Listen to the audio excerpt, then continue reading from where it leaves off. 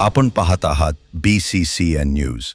चिखला प्रकरणात सरपंचांची पहिली प्रतिक्रिया समोर। मारहाण प्रकरणी मुख्य आरोपी असलेले यांनी दिले स्पष्टीकरण।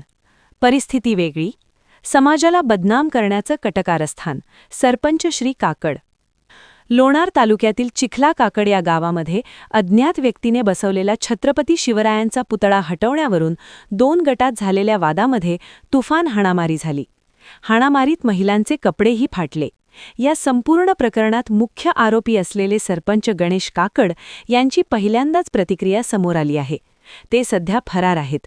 मारहाण झालेल्या महिलेला पुरुषांनी नव्हे तर महिलांकडूनच हाणामारी झालेली आहे। त्यामध्ये मी कुठेही नव्हतो आणि सदर महिलेचे कपडे हे स्वतः फाडले की त्यांच्याच महिलांनी फाडले याची कल्पना नाही।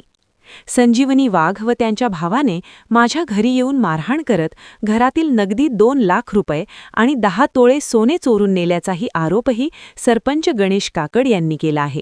समोर आलेली सत्य परिस्थिती नसून समाजाला बदनाम करण्याचं कटकारस्थान रचले जात असल्याचा आरोप देखील सरपंच गणेश काकड यांनी केला आहे। त्यांना समजावून हेच सांगत होतो, त्यांना मी माझ्या वतीने ग्रामपंचायत मध्ये आवारामध्ये एक, ग्रामपंचायत समोर एक आणि रस्त्यावर मंदिराच्या समोरून एक, असे 3 ठिकाणी स्पॉट पण दिले त्यांना व त्यांना सांगितलं की आपण रीतसर परवानगी घेऊ आणि आश्वारूढ असा पुतळा उभा करू।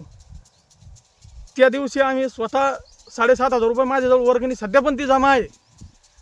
त्यानंतर त्या मीटिंग यांचा फक्त ह्या संजीवनी वाघ व तिच्यासोबतचे जे का महिला पुरुष आहे त्यांचा एकच हट्ट होता की ह्या जागेवर बसेन पुतळा, आणि उर्वरित गावकऱ्यांचं म्हणणं होतं की ही जागा सर्वांच्या सुखदुःखाला कार्यक्रमासाठी कामी येते, तो कृपया करून पुतळा आपण योग्य त्या ठिकाणी बसू। पण तिला हे मान्य नव्हतं। मग परत आम्ही 7 तारखेला रीतसर ग्रामपंचायतच्या वतीने ग्रामसेवक साहेब यांनी FIR फाडला व अज्ञात व्यक्तीविरोधात गुन्हा दाखल केला। मग मी त्यांना जाऊन सांगितले की 20-19 तारखेला शिवजयंती असल्यामुळे ती आम्ही सर्व मिळून व्यवस्थित मोठ्या उत्साहात साजरी केली व 20 तारखेला तिथे गेलो।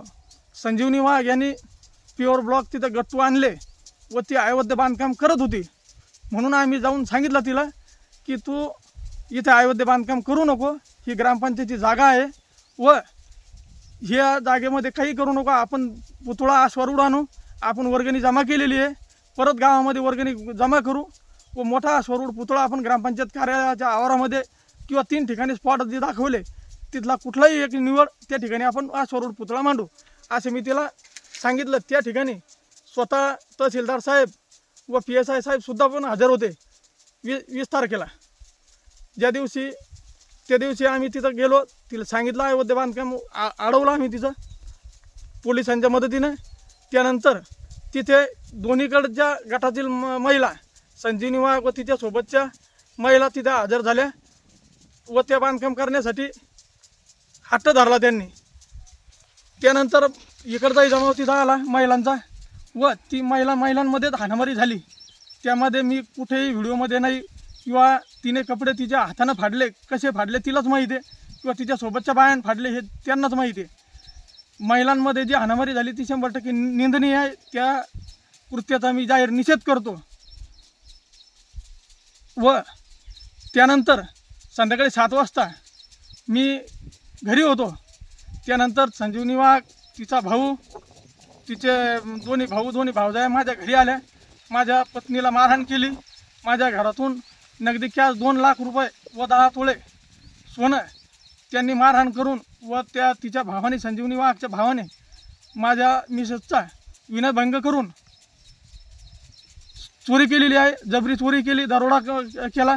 त्यानंतर माझ्या गावातील वातावरण हे कसं दूषित करता येईल याचा पुरेपूर हा पूर्वनियोजित कट होता।